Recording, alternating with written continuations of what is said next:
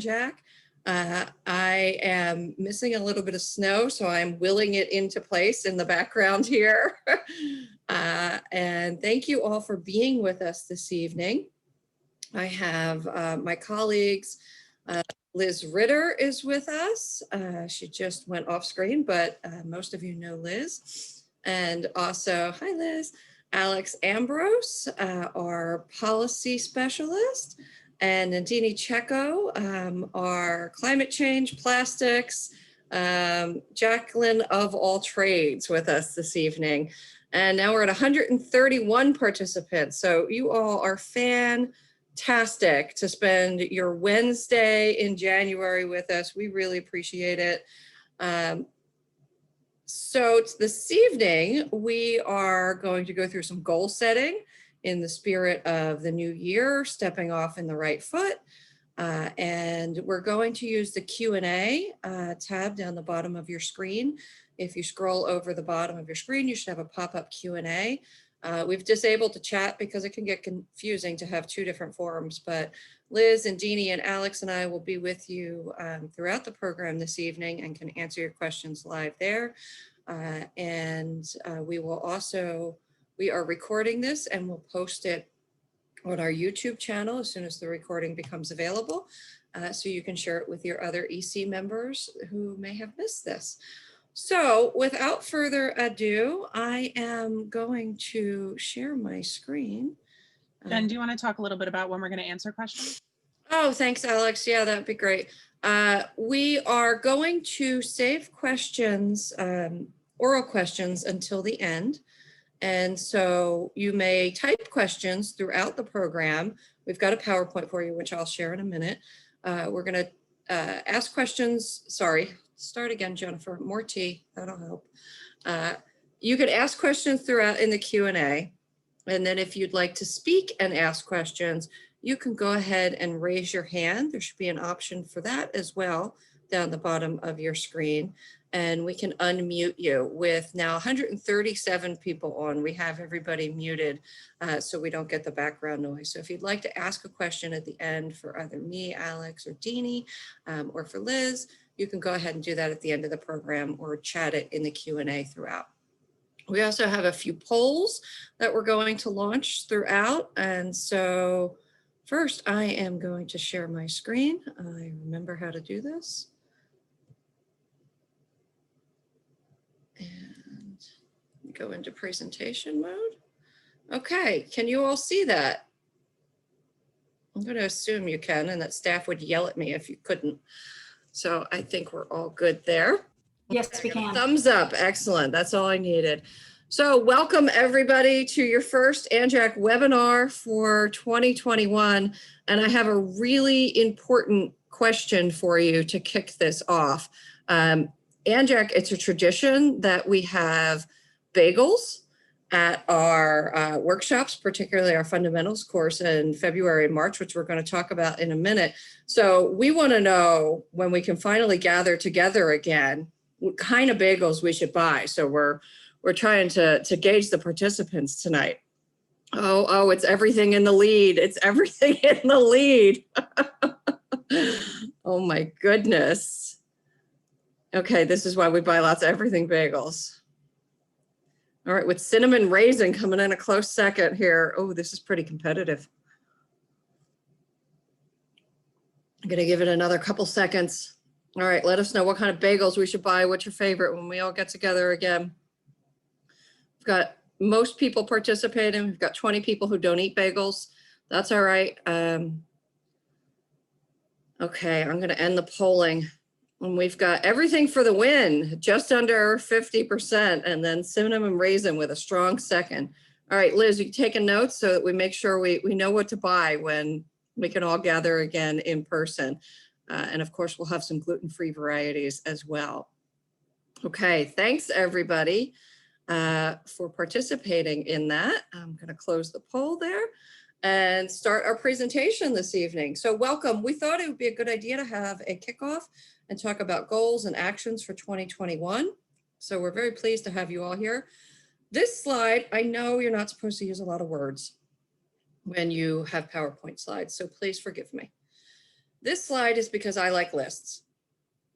I have lists in my phone for the books I want to read. I have lists of the food I want to buy. I have in a notebook annual goals. I have, oops, I realized I don't think I shared the results. Sorry, last time. I will share the results of future polls. Okay, thanks for that note. I appreciate that. But it was everything bagel and then cinnamon. Just trust me, I wouldn't lie to you.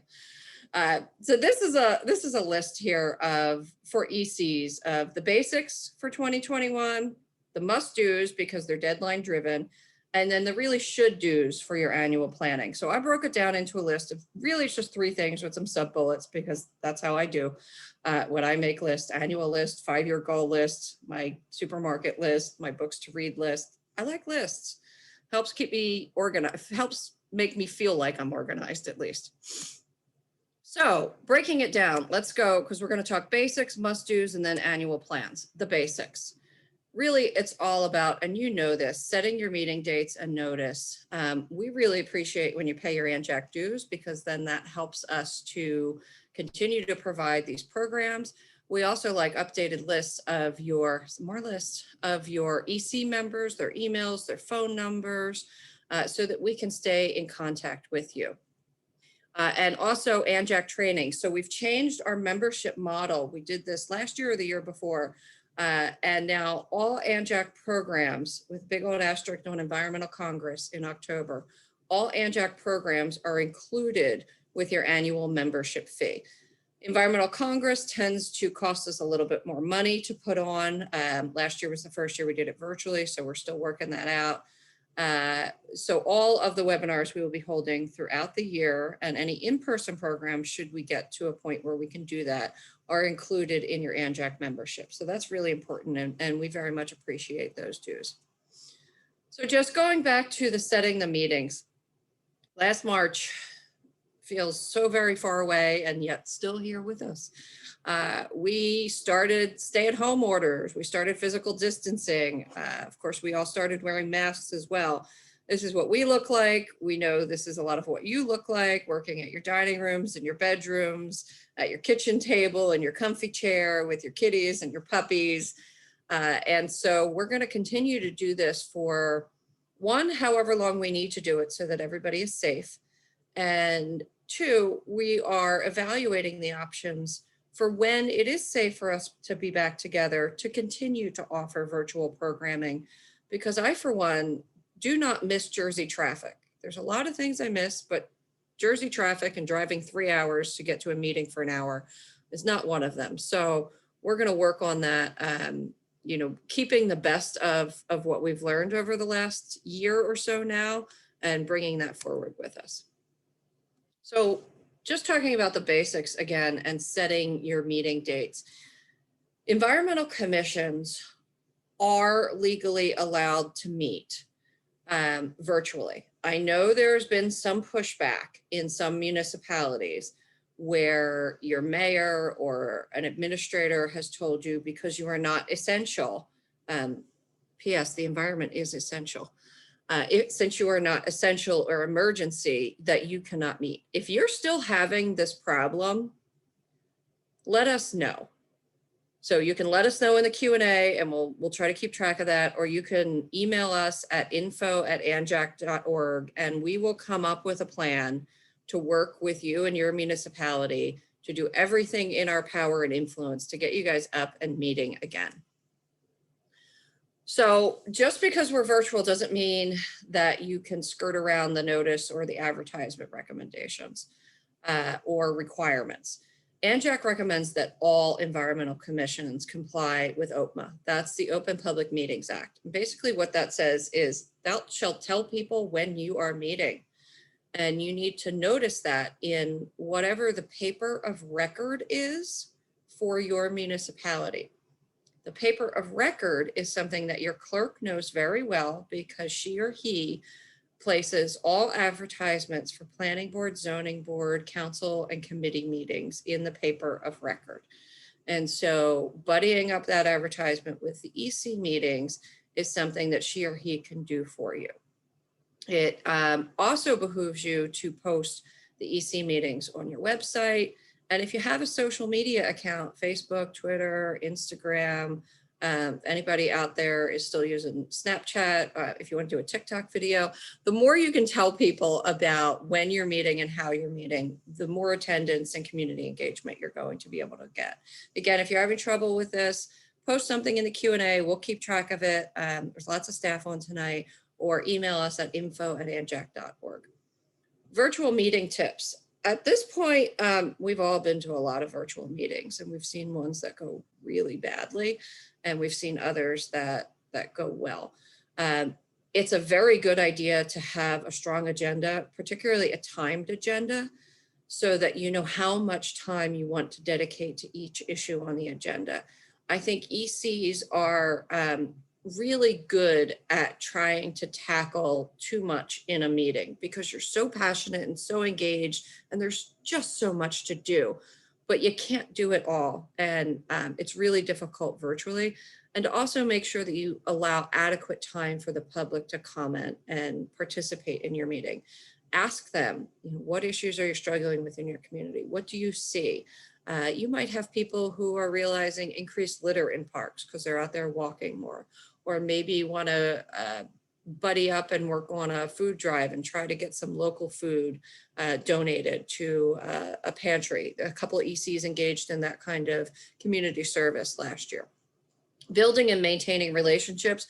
That's more important now than ever because we are not running into each other by accident at the gym or the supermarket. We are, and when we are, it's hard to recognize people because we're all wearing masks, and then we're also staying far apart. So making sure that you call your mayor, call your council people, write a bulleted email list. Hi, the EC is working on or very excited about Earth Day this year, and we're going to do a virtual book reading. Hope you can join us, or we're going to do a virtual poetry reading, whatever it is that you're doing. Keep them updated, keep them engaged. Don't just go to your council or your mayor when you're asking them for something, or worse yet, don't just go to them when you're yelling at them about something. I don't recommend yelling. It doesn't tend to be perceived well, but we sometimes have contentious relationships between ECs and our other boards and coalition or other committees. So make sure you're also having a positive grounding of that relationship as well. Community presence and leadership.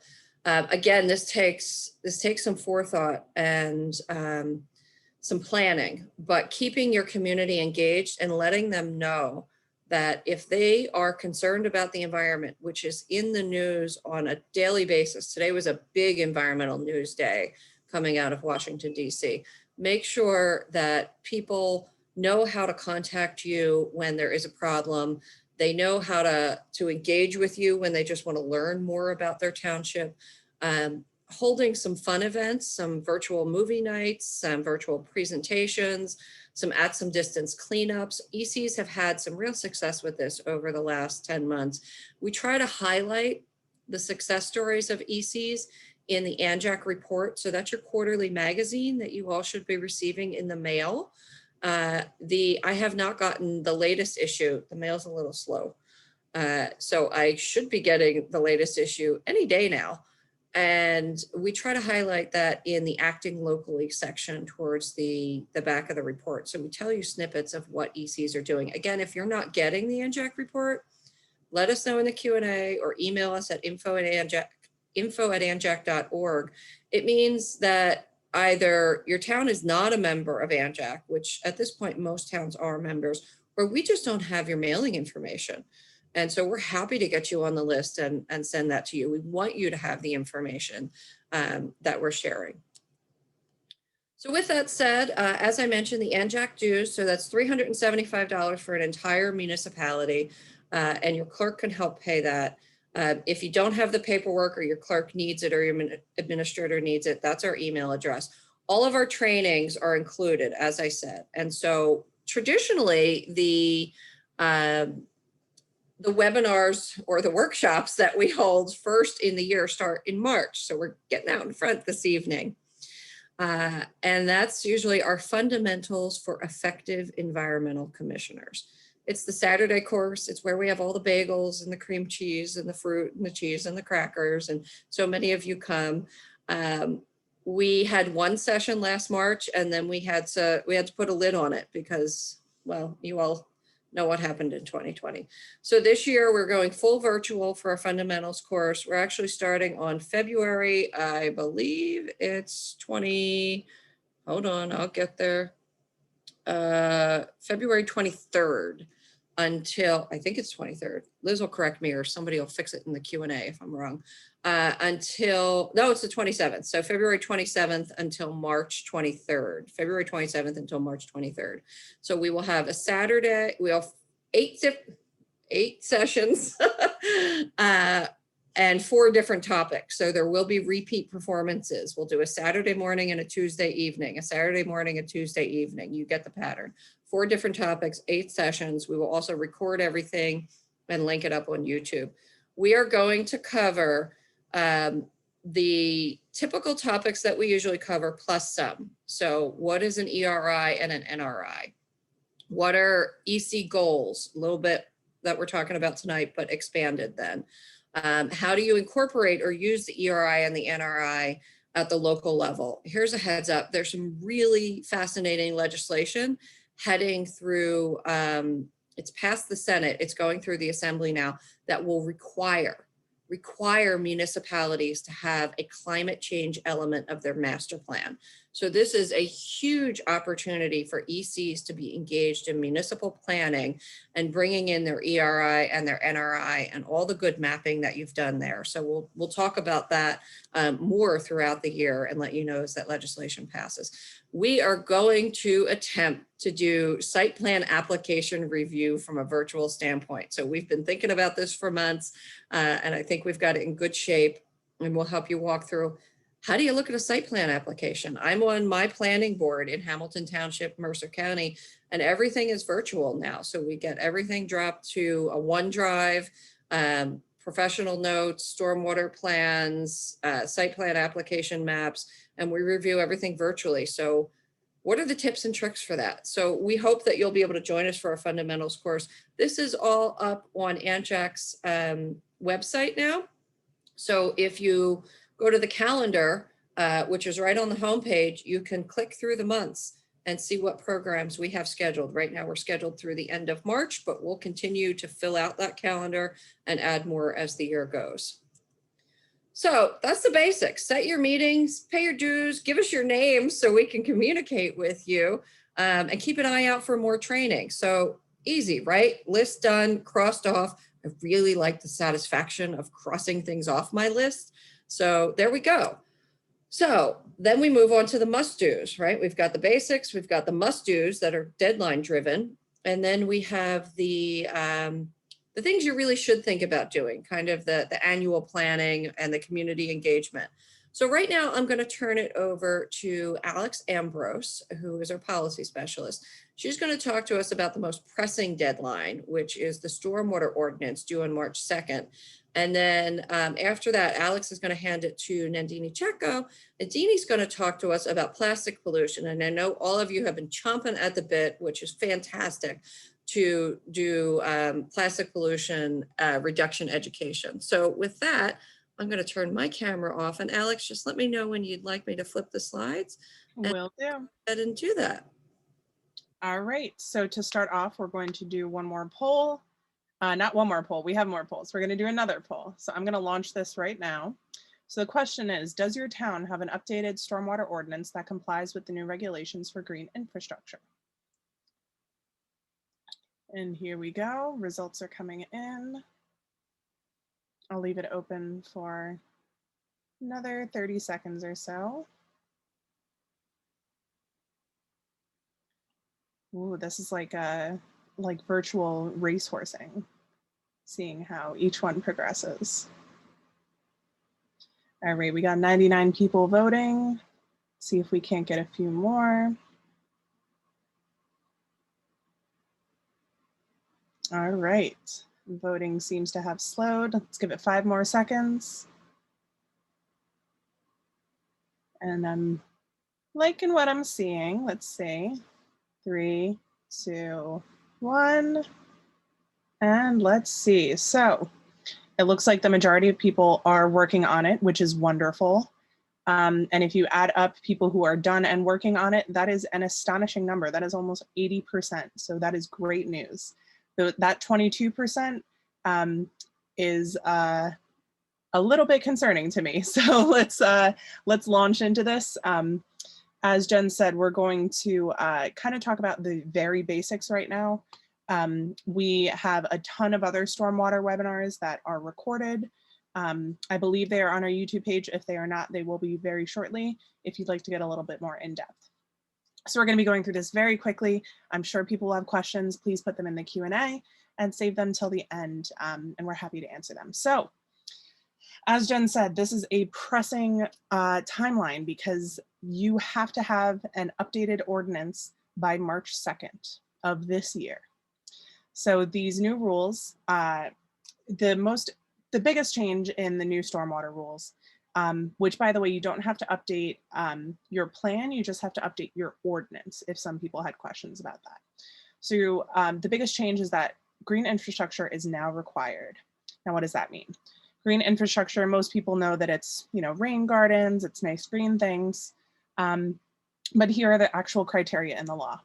It means a stormwater management measure that manages stormwater close to its source, which is very important. There's now a limit on how big of a drainage area you can have because we're trying to mimic nature. So ideally, every single drop of water, when it hits the ground, would instantly filtrate through the ground. However, we can't really do that. We have a lot of hardened surfaces. So a stormwater management measure that manages stormwater close to its source by treating stormwater runoff through infiltration through the subsoil, treating stormwater runoff through filtration by vegetation or soil, or storing stormwater runoff for reuse. So those are the three criteria for green infrastructure. It has to do with stormwater quality, stormwater quantity, and stormwater recharge. So making sure you have enough stored. Next slide, please. So some of the problems with the ordinance that DEP put out. So DEP does have its own model ordinance that is available on DEP's website. It's still not a perfect law, or it's still not a perfect rule. We worked really hard on it. There are still some gaps that we feel. So one of the problems is that only large developments are addressed. One way around this that they actually write into the law says that municipalities can redefine what a major development is. This is from the best management practice manual. It's actually in the appendix. It's not actually in the language of the ordinance itself. So you can require stormwater management for a smaller area of impervious cover or regulated motor vehicle surface. So concrete, road, anything like that. And this is especially important in urban redevelopment areas. So in places where there's already a lot of impervious area, sometimes you don't ever trigger that larger development. Next slide, please. So what ANJAC and the Watershed Institute. Alex, I'm sorry to interrupt you, but I just was told that you can't necessarily see all of the words. Is that better? I can actually see all of the words. Okay. So that's better. I was answering chat questions before, so it's been my fault. Sorry about that, folks. It's all good. It's all good. If folks do one thing at a time. folks can't see the text, please put it in the Q&A, but I can see perfectly. Okay. Next slide, please.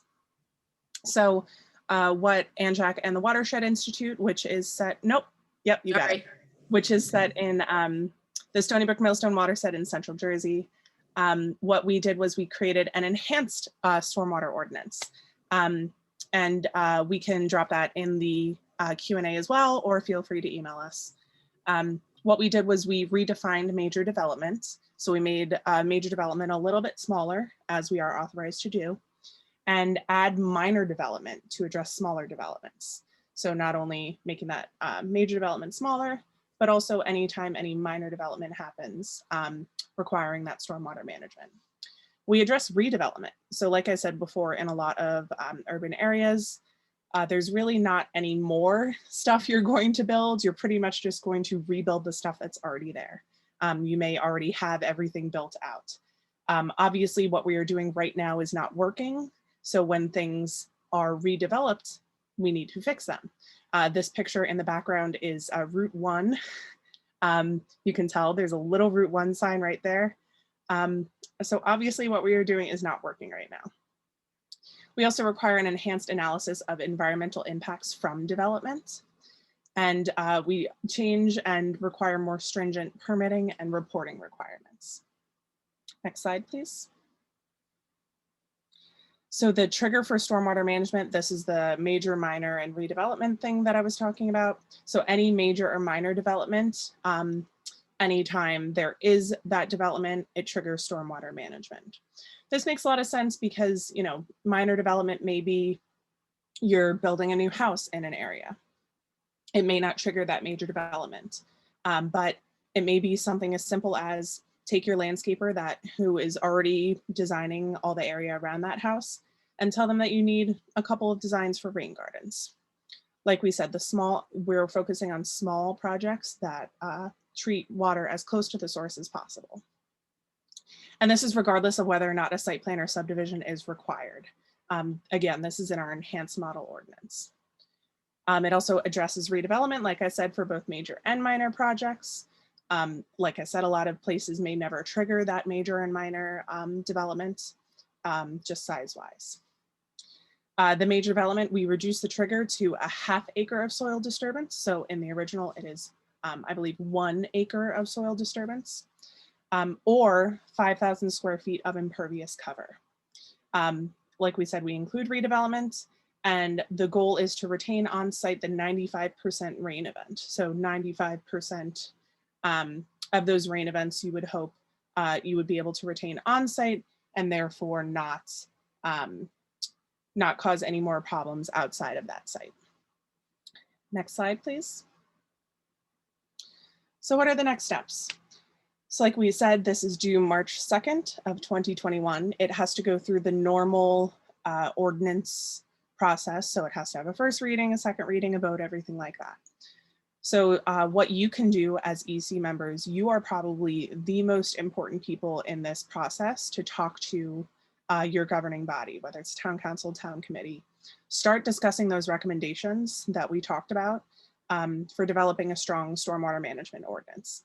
Now, to be perfectly frank, you may not need all of these enhancements. There are plenty of municipalities that have picked and chosen ones that work for them. There are probably, I believe, about half a dozen that have already adopted this enhanced model ordinance, another half dozen that are considering it in New Jersey, and those are just the ones that we know about. So please, if you have questions about it, would like us to talk more about it, please send us an email and we're happy to get that ordinance to you. That ordinance must be in effect by March 2nd of 2021. And also stormwater ordinances do have to go to the county for review. So you may want to get it in a little bit before that. And I believe that may bring my part to a close. If you want to go to the next slide.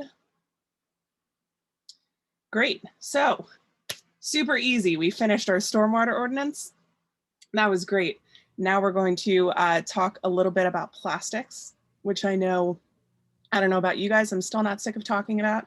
And I know that my colleague Deanie is not sick of talking about either. So I'm going to pass it off to her. Thank you so much, Alex. I'm also going to start us off with a poll on plastics this time. Let's see where we go with this one.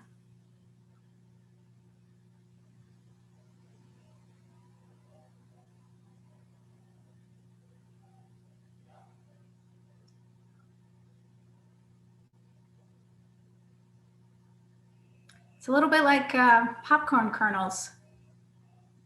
We're still popping away.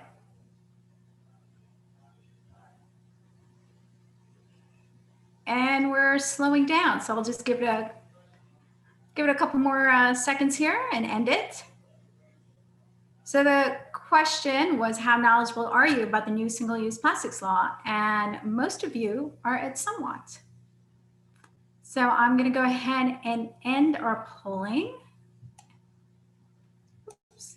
All right, so that's good to know. You're somewhat knowledgeable, and I know this because you guys are our anti-plastic rock stars. So we've all heard the statistics that every minute, one garbage truck of plastic waste enters our ocean, and that 8 million tons enters annually. So these stats are based on research led by Dr. Jenna Jembeck back in 2010. But late last year, a new report was released by Dr. Jembeck and Dr. Law showing that actually in our country, unfortunately, we're the largest generator of plastic trash. And most of our plastic recycling is going out to places with weak waste management systems. So in addition to the environmental, health, and economic problems it causes, plastic is also a climate change threat. Today, most plastic is made from a byproduct of frack gas, which is leading to increased greenhouse gas emissions. So we are super proud here in New Jersey, and thanks to all of you, to have the nation's strictest single-use plastics law. Next slide, please.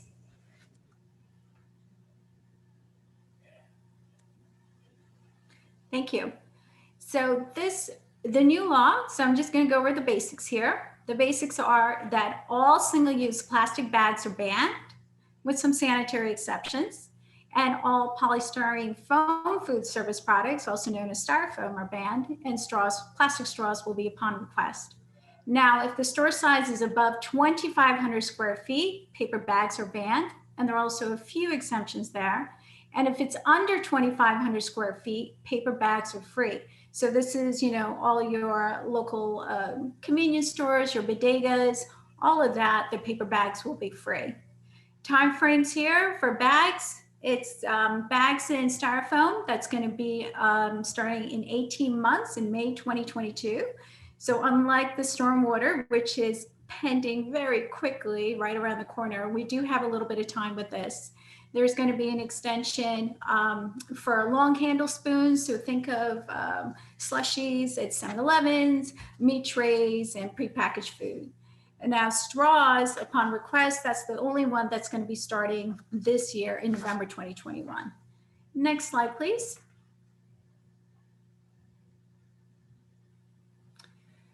So if your town is one of those 100 towns that have an ordinance, a local ordinance on bags or polystyrene or straws, those are going to stay in effect until the implementation of the state law. And so you're going to be fine with that if you already have an ordinance on the book. So the penalties are that the first warning, the first offense will just be a warning. Then there will be a fine up to $1,000 for the second offense and up to $5,000 for the third or subsequent. 70% of those will be remitted to the state for Clean Communities Fund, and 30% of the penalties will be remitted to the municipality. Now, as far as education, the New Jersey Clean Communities programs will have $500,000 set aside each year for the first 3 years to help with statewide educational effort and give away reusable bags. But municipalities can use their recycling tonnage grant and their current Clean Communities funding to help with the giveaway of reusable bags. Next slide, please. There's also an plastics advisory council that's part of the new law. And the council's role is to monitor the implementation of the law and evaluate its effectiveness in reducing single-use plastics and waste within New Jersey. And these are some of the folks that's going to be on the council. The council has not started, nor has the government decided who's going to be on the council. Next slide, please. So what's allowed? So a reusable bag, okay, that's going to be a bag with stitched handles, washable fabric, and it's designed for multiple reuse. And certainly when you get produce for loose items like fruits and vegetables, that's going to be allowed as well. And laundry and dry cleaning, garment bags, pharmacy bags, etc. Those are going to be allowed. Next slide, please. So what's next? I just went through a bunch of information pretty quickly. So we are working on a website, New Jersey No Plastics, that will be coming out pretty soon. And we're going to have some FAQs and a fact sheet, press releases. Our goal is to have some templates that you can download and flyers and such that you can share with the municipality.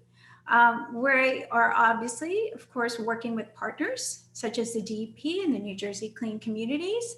And in fact, Joanna Jemiden is on this call today, and she's with the Union County Clean Communities.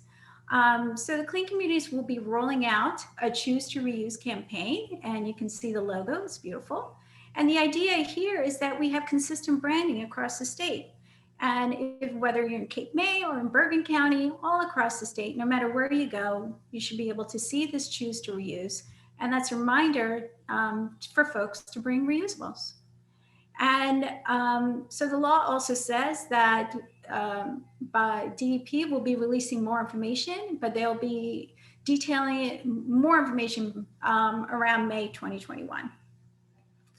All right, next slide, please.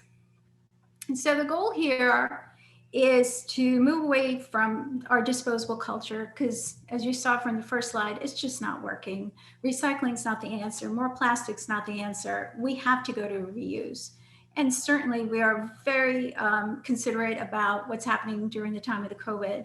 And we want to be careful, but honestly, single-use plastic is not inherently safer than reusables. So we want to encourage bringing reusable bags and reusable takeaway containers and such. You know, restaurants right now are spending thousands of dollars giving away disposable utensils and bags and straws that customers a lot of times don't even need or want. Next slide, please. So what can you do right now? So here are a few ideas. The first one is to highlight businesses in towns that are already encouraging reusable bag use and alternatives. And again, as I mentioned, encourage residents to bring those reusables, whether it's through blog posts or press releases. Jen was talking about posting on social media. Maybe you want to do a bag dance, I'm not really sure. And then, you know, choosing to putting up signage on choosing reusables. Talking to businesses to have them check their inventory levels, making sure that they're aware of the law, and you know, making sure that they're not, you know, ordering more plastic bags or more styrofoam cups. Certainly training the staff, asking customers, do you need a bag with that? You know, just getting them ready and doing a plastic audit. So as I mentioned, first up in November will be Straws and Request. So encouraging businesses and residents to start bringing their own reusable metal straws or purchasing other options that are much safer. So I just want to make a note here that a food service business per the law must maintain an adequate supply of single-use plastic straws if a customer requests it. All right, next slide, please.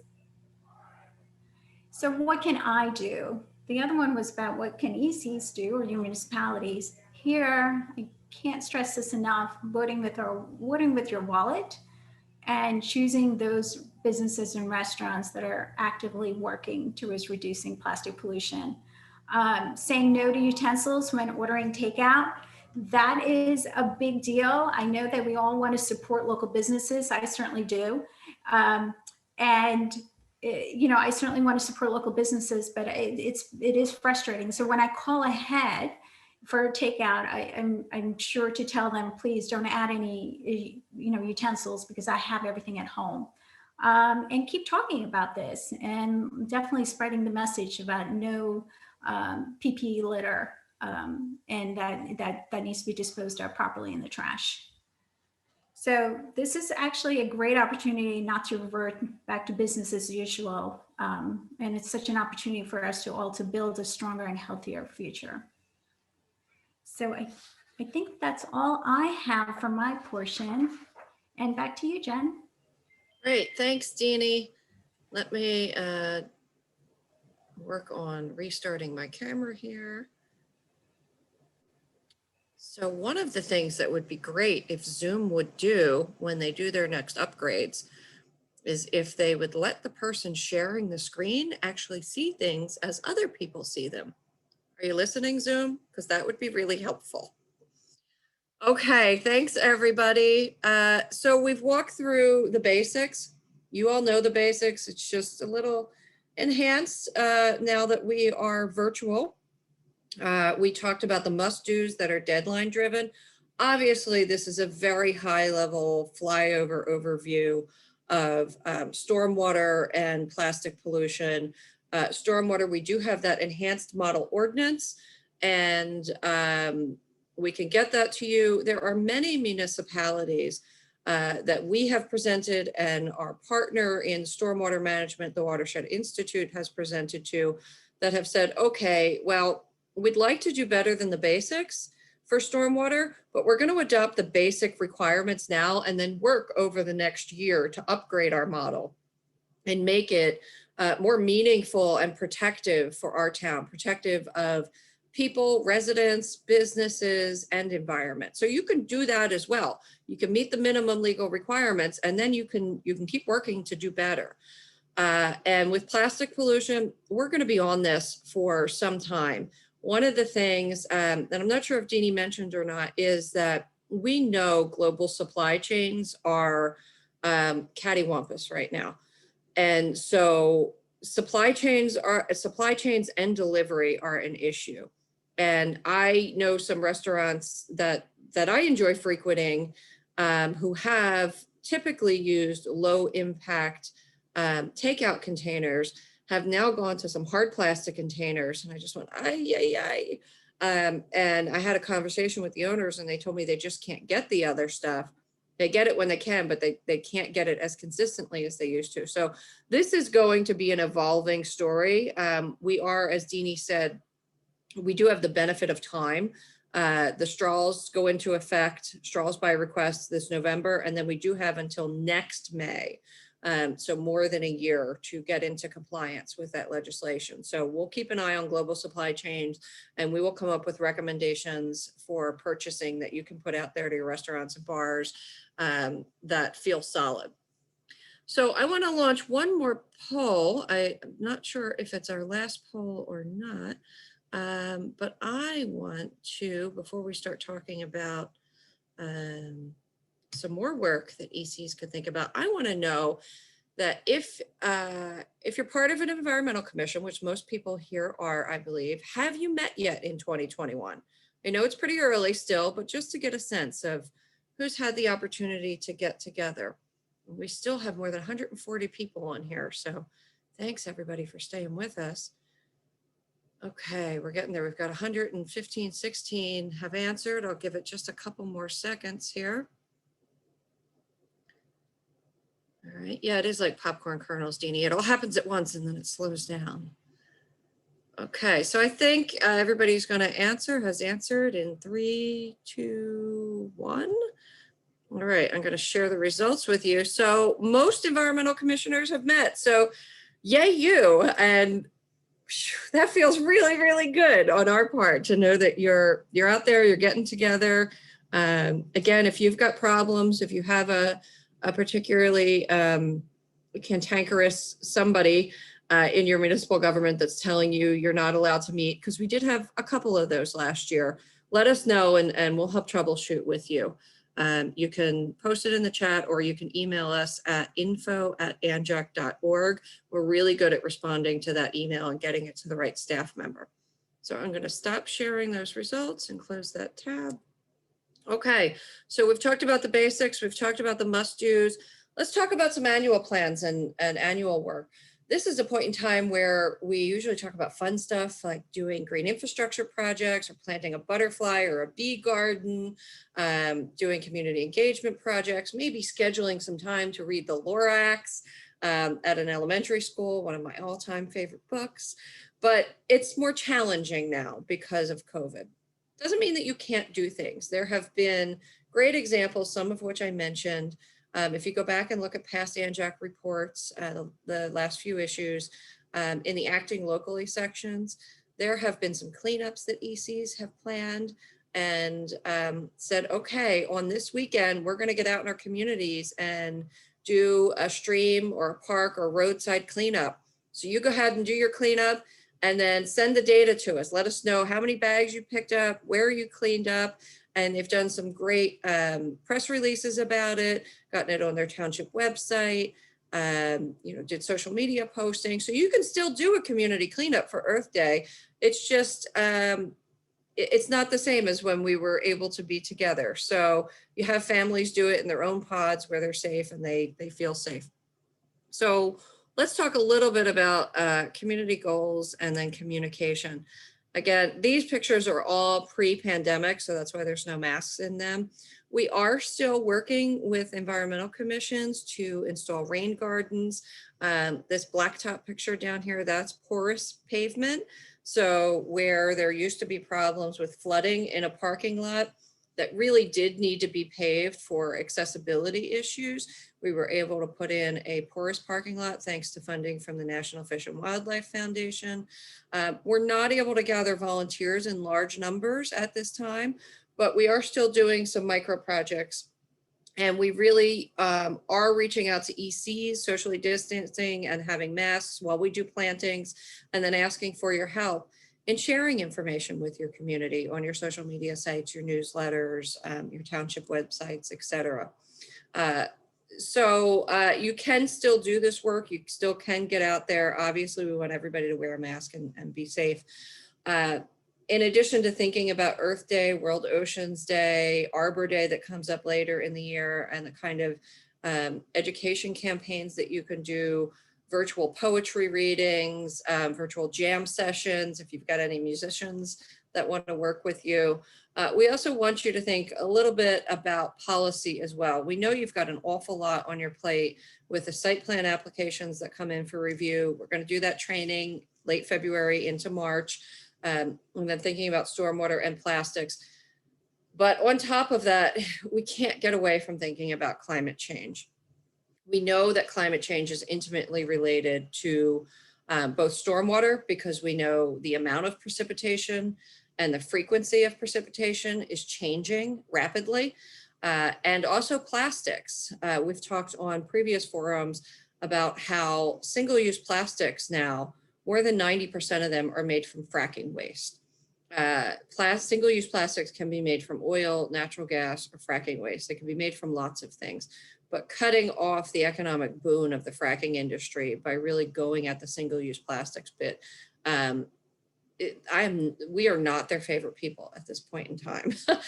We may have fallen off the top of the list, but we are not. So any and all work that you can do on plastic pollution will help climate change. But in addition to climate change, you're going to hear the DEP and Governor Murphy and lots of nonprofits and ANJAC continuing to talk about this, because it's the issue that we can ignore no longer. ANJAC this year, this is just kind of a highlight on your to-do list. If you're going through and saying, yep, we've got our meetings noticed. Yep, we've paid our ANJAC dues. Yep, we're signed up for trainings. Yes, we reviewed the Stormwater Ordinance, or we're getting on that. We're going to do some plastic pollution education at some point this year. We're not sure what it is, but it's on our list.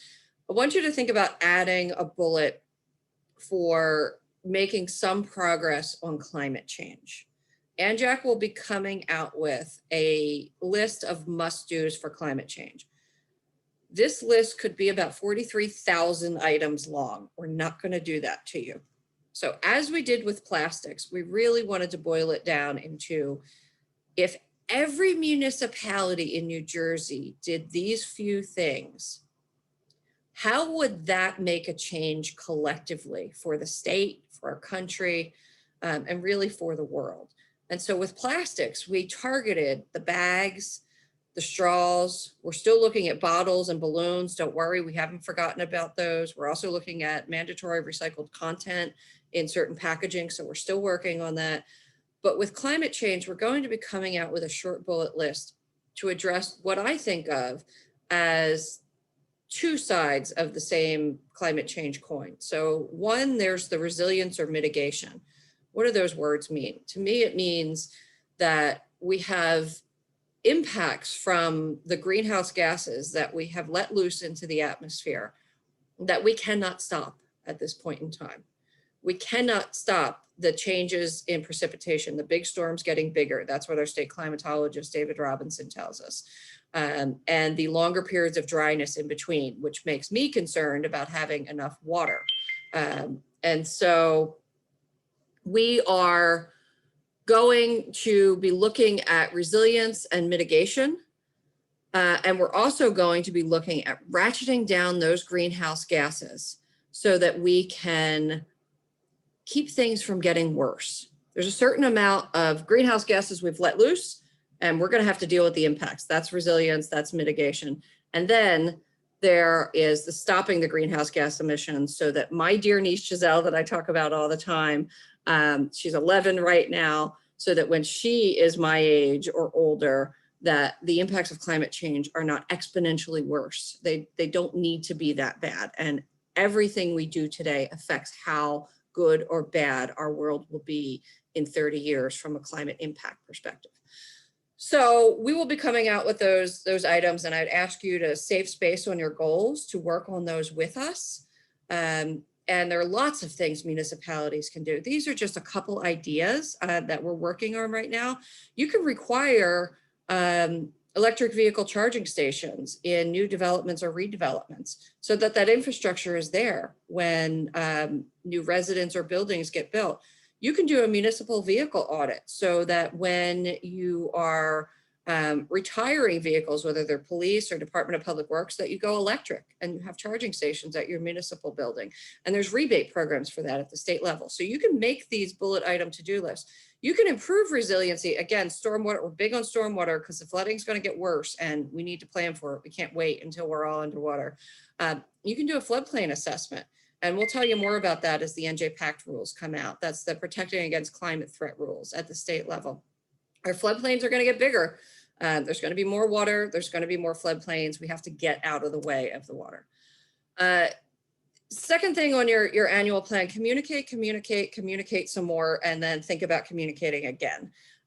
We're big fans of social media these days. Yes, it can get intense and some of it can be negative. That's why with Anjak's feed, we really try to focus on also intentionally putting out the positive news and sharing the good that we're doing in the world. Whether your platform is Facebook, Twitter, Instagram, pick whatever one works best for you. Don't feel like you have to be on all of them. Pick the ones that work best for you. Feel free to share the posts that Anjak puts out. We are also going to be developing some standard posts for ECs to push out on their social media pages. So plastics education is a perfect one. And we can develop ads for you, not ads in terms of paid, but photographs with some poignant text that ECs can pick up and post on their social media channels that educate about plastic pollution. Same thing for climate change and stormwater. That way the message is universal for us, whether we're north, south, east, or west in New Jersey. And we can help to build on each other's messaging and support one another. I also want to just be repetitive and say, make sure you communicate with your council members and your mayors. Don't let them be surprised. Operate on a methodology or a stature of no surprises. Don't catch them off guard. Let them know what you're working on. People get anxious when they're caught off guard. We've got enough anxiety in the world right now. Policy work. This is some of the fun stuff that I love. Obviously, this is pre-COVID. When we were lobbying in Trenton for the strongest plastic pollution reduction law in the nation. I'm really not tired of saying that yet. And so if you keep an eye out for the action alerts, when we ask you to call your legislator, whether it's on climate change legislation or that municipal plan that I told you about for climate change or more plastic legislation, I cannot tell you how incredibly useful it is when we call a legislator and they say, we've been getting a lot of calls on this, and I know that's you. I know you're making those calls, you're making the emails, you're doing the tweets, and then they're all too much more willing to chat with us and other nonprofits when they've gotten 5, 10, 15, 20 phone calls about an issue. They know it's important to their constituents, and that really helps move things through what is now the virtual Trenton, I guess. This is all about trying to stand ourselves up after 2020. It was a long decade, 2020, and pick ourselves up and have some progress in 2021. We're not looking for perfection. We're looking for progress on engaging your community, educating your EC, getting the right policies in place for stormwater and plastic and education, and then thinking about what's next in terms of climate change, and how do we build coalitions to move forward to address what really is a global challenge. And with that said, it has been just such a pleasure to have so many of you here engaged on a cold January evening with us. And so I'm going to stop sharing my screen now. This is the key email here, the info@anjac.org. That's where you're really going to get us. I'm going to stop sharing my screen there and see if there are any questions. I think there's a raise hand option if you go down the bottom of your Zoom, but I have not updated my Zoom yet, so I don't see the raised hand option. Maybe I will ask Liz if we have any questions in the Q&A that should be called out and discussed. And I think we've got about another 10, 12 minutes we can go on this. I just want to say we're getting, or we had a few questions about social media, which I think is a great topic. I'd be interested to know if folks would be interested in perhaps like a social media for environmental commissions training. We could certainly look into something like that. I think now more than ever, it's more important that environmental commissions participate somewhat in social media, however that looks. And there was also a concern that some ECs are not allowed to use social media because the municipality doesn't allow them to do that because they're concerned about what's being posted. Oh, and I also, to completely change the topic, I did just want to clarify, someone had a question about the changing of the master plan to add in the climate change requirement in land use. That is actually on Governor Murphy's desk right now. So we are waiting for him to sign it. He still has a few weeks before the deadline comes up. We've had no indication either way, but no news, sometimes no news is good news. As soon as we hear about that, we will send out more information about it. That's my 2020 brain. I forgot it passed the assembly in late December. Sorry, everybody, for that. Yeah, we absolutely could do a social media training. Julie, our media director, some of you probably know Julie, she's fantastic. She has done a mini social media training during the fundamentals for effective environmental commissioners, but we could certainly blow that out and do 45 minutes or an hour on it if people are interested. I know that a lot of councils, committees, mayors get nervous about, my gosh, we're going to let the EC have a social media site. If you give them the parameters and the guidelines, look, this is the kind of stuff we want to share, then it takes away a lot of anxiety. And so there can be, just as any nonprofit, any business has parameters about what they're trying to achieve, what they're going to post. You know, they want to know that you're not going to go full-throated attack on the mayor is what a lot of them, I think, want to know.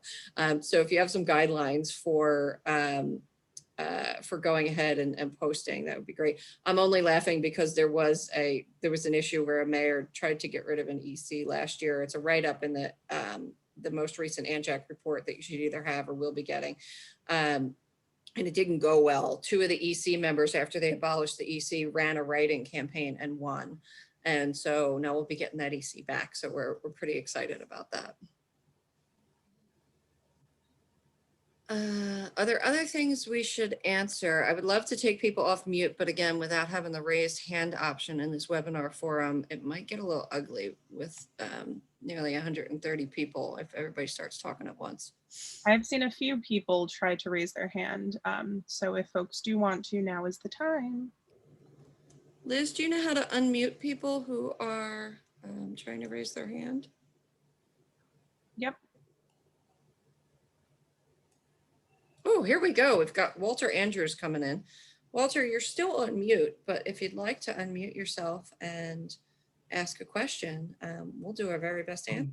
Yes, I'm from Franklin Township, and we've had a bit of a debate about the utility, or if you want to call it that, of Zoom versus Cisco WebEx for meetings. The municipality argues and IT argues for security, and Zoom is very easy and accessible. So we are sort of at a crossroads, but right now we are using Cisco WebEx. I wonder if you've had any thoughts or any questions about that. Well, we're not going to endorse one technology over another. neither of them are paying us, so. But the short of it is we've tried a couple platforms. Liz, you have some experience on this. We've become comfortable with Zoom because they have done a number of security upgrades and continue to do them. And because it is so easy, that's the one that we've defaulted to. Liz, I don't know if you've got anything else to add in there. Yes. Hi, Walter. Good to talk to you. Yes.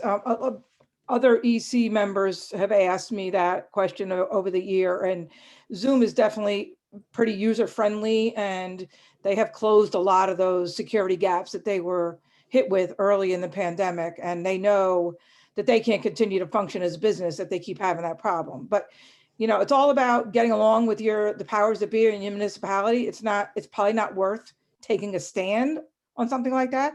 If they're going to be paying for the WebEx, then go for that. And then you can constantly mention how it'd be a little easier if you had Zoom, and probably cheaper. So I would advise, if they're letting you do it virtually, no matter what, take them up on it. So, All right, I thank get you. it. I understand. But WebEx is more for teachers, but you'll get it. All right. Thank you. Thanks, Walter. I was on mute. Let's see, Liz, is there anybody else we want to bring in? I'm going to say we've got a couple more minutes to do some questions. I thought I saw a couple of raised hands. Oh, here we go, Thomas. Thanks, Thomas, for joining us. Oh, I'm sorry, I must have accidentally hit that. Thank you for tonight's program. It's very interesting and a lot of great information. Excellent. Well, thanks for being with us. We appreciate it. All right, let's see. Okay, we've got Teresita, but please correct me on how to pronounce your name. That's the right way. Oh, wonderful. Thank you for being with us this evening. Do you have a question for us? Well, I think the tonight program was very interesting. I am in the Lawrence Township, and we have our meeting yesterday night. So it was really, we're working in the stormwater and the, also other things that we already have rain garden and butterfly garden in the community. And I don't know if I have my hands up, but because I have been playing with the bottom part of It was my. an accidental hand up. That's okay. No worries. Thank you for being with us. But I got the magazine, the little magazine that you guys sent in Friday. Oh, good. Yeah, but I did get it in the email also. Yep, we send it that way as well. Mine might still be down at the steps where I've been ignoring the mail. So maybe I haven't gone. But I don't yet. go to get the mail, and every day. I go every 3 days because it's too cold.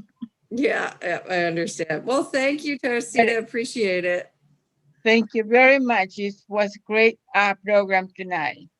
Great. So let's take one more question, and then we'll give folks the rest of it is Wednesday, right? Because I keep thinking it's Thursday. Okay, we've got Kimberly. Yes, can you hear me okay? Yes, absolutely. Thank you for joining us. What's your question? Great, thank you for the program tonight. It was very informative.